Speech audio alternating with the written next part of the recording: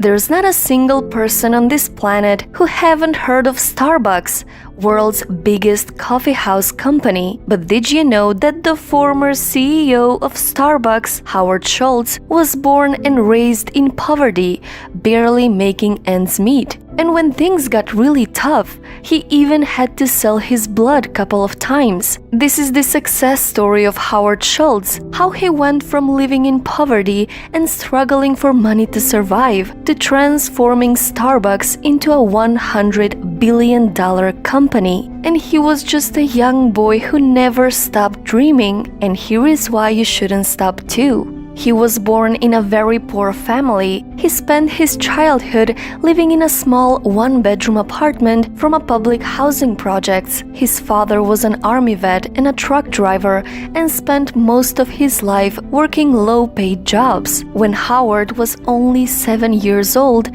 while delivering diapers, his father fell on the ice and broke his leg. And because of this, he was fired from his job. And with no medical insurance and no savings, his family was struggling for money. That image of his father laying on the couch, feeling hopeless, crushed and defeated, left a permanent mark in his memory. It was one of the biggest defining moments in Howard's life. And to get away from all of these problems, he used to sit on the staircase in his building, dreaming of a better life. He played football in high school and earned an athletic scholarship to go to college, but he didn't want to play sports and decided to major in communications. So to pay for college, he had to take student loans and worked many odd jobs to make ends meet. Few times he even had to sell his blood for money to survive. After graduating from college, Howard worked at a ski lodge and as a salesman, but he had a desire to work at Starbucks. At that time, Starbucks had 3 owners and only sold coffee beans. So at the age of 29, after a full year of convincing the owners to hire him, he finally got a job at Starbucks. While on a business trip to Italy,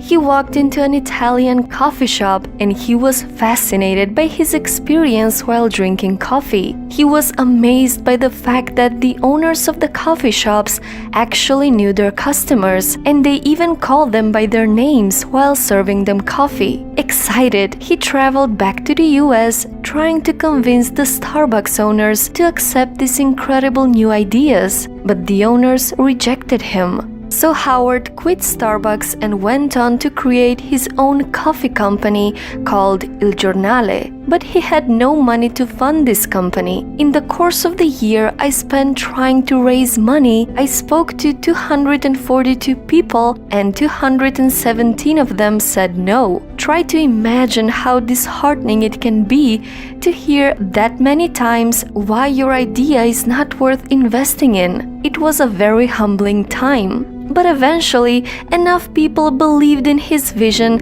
and decided to invest in his business. He worked extremely hard to open his first coffee shop where he could replicate the experience he had in Italy and finally implement his ideas.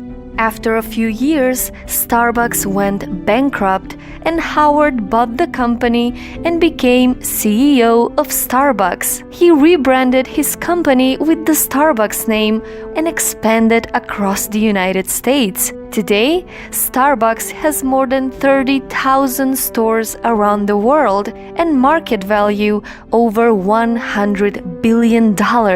And Howard has an advice for you. In life, you can blame a lot of people and you can wallow in self-pity, or you can pick yourself up and say, listen, I have to be responsible for myself.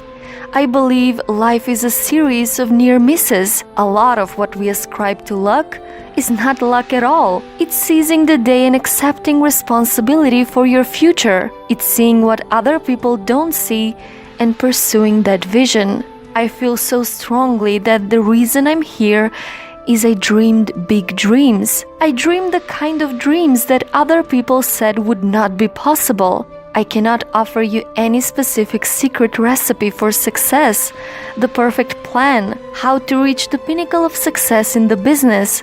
But my own experience suggests that starting from scratch and achieving much more than what I dream about is quite possible. But if you wait for the perfect conditions, you'll never get anything done.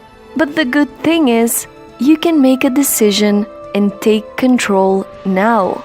Remember something. A year from now,